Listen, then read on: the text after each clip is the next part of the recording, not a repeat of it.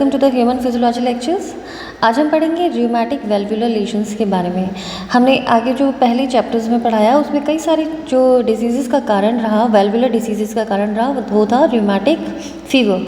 अब ये रियूमेटिक फीवर क्या होता है?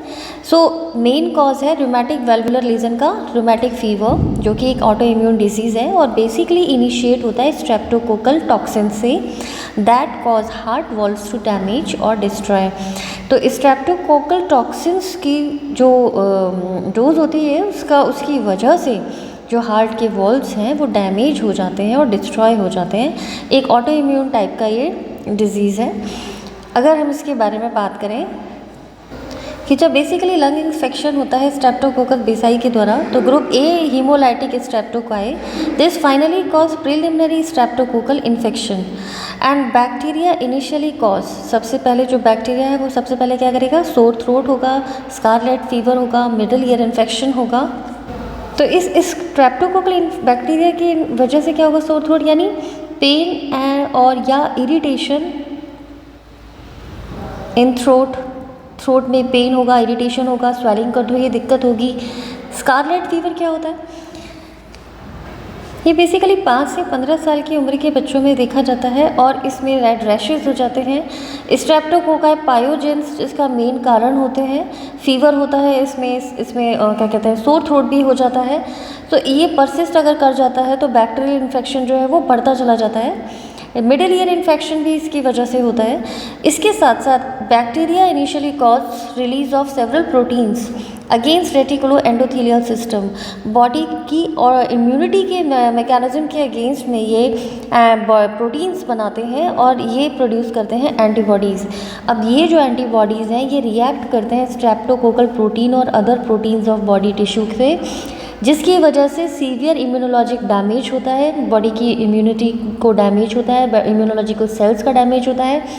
और अगर ये परसिस्ट कर जाते हैं ब्लड में 1 या 2 साल तक, तो उसकी वजह से फीवर जो आता है उसे हम बोलते हैं rheumatic fever and that cause severe damage specially in heart valves. इस फीवर की वजह से जो डैमेज होता है वो सबसे ज़्यादा हार्ट वॉल्व्स को होता है। डिग्री क्या है इस डैमेज की हार्ट वॉल्व की, कि जितनी ज़्यादा टाइम तक एंटीबॉडी जो है वो बॉडी में परसिस्ट करेगी या रुकेगी, उतनी ही ज़्यादा मात्रा में हार्ट वॉल्व का डैमेज होगा। फाइनली लार्ज हेमरेजिक फाइब्रस और बल्बस लेशंस हो जाते हैं grow along inflamed edges of the heart valves.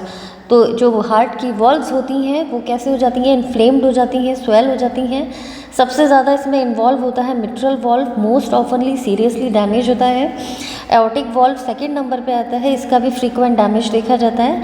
Tricuspid और पल्मोनरी वॉल्व्स में जो लेशन का इफेक्ट है वो कम देखा जाता है due to low pressure stress की वजह से।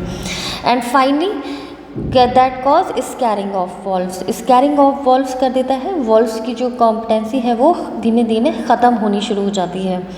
अब ना स्कैरिंग ऑफ वॉल्व कैसे हुआ, यहाँ तक का आंसर आप दे सकते हैं शॉर्ट नोट में, एमसीक्यूज़ में, ठीक है। लेकिन स्कैरिंग ऑफ वॉल्व्स क्या होता है इसके बारे में पढ़ते हैं कि जब एक्यूट रियूमेटिक फीवर हो जाता है तो cause lesions of heart valves में लेजन्स हो जाता है फ्रीक्वेंटली और on adjacent valve leaflets simultaneously.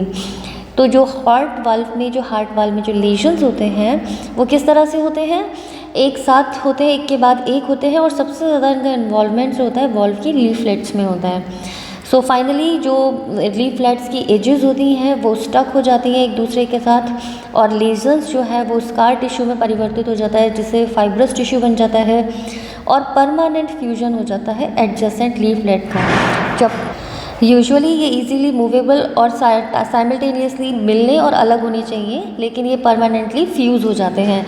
इसके अलावा जो फ्री एजेस होती हैं लीफलेट की, वो भी जो कि फ्री फ्लैप होती हैं वो भी सॉलिड हो जाती हैं, स्कार हो जाती हैं और इसकी वजह से 2 कंडीशंस क्या है डेवलप हो जाती हैं। पहली आती है कि valve in which leaflets are adhere to one another extensively. जो लीफलेट एक दूसरे के साथ अच्छे से एडहेयर हो चुके हैं, चिपक चुके हैं, blood can not flow through it normally and this is known as stenosed, this is known as narrowing. और जब वॉल्व की जो एजेस हैं वो बहुत ज़्यादा डिस्ट्रॉय हो जाती हैं स्कार टिश्यू से, not able to close as ventricles contract, तो उस कंडीशन में इनकम्पिटेंट हो जाता है वॉल्व।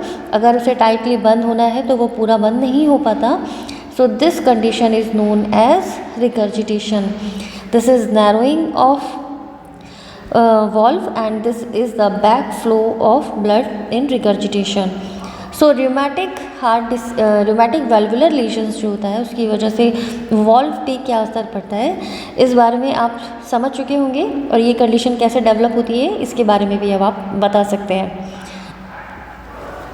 तो rheumatic valvular lesion से रिलेटेड क्वेश्चंस के आंसर आप दे पाएँ, आई होप। अगर आपको मेरा चैप्टर समझ में आया है तो please like and subscribe my channel.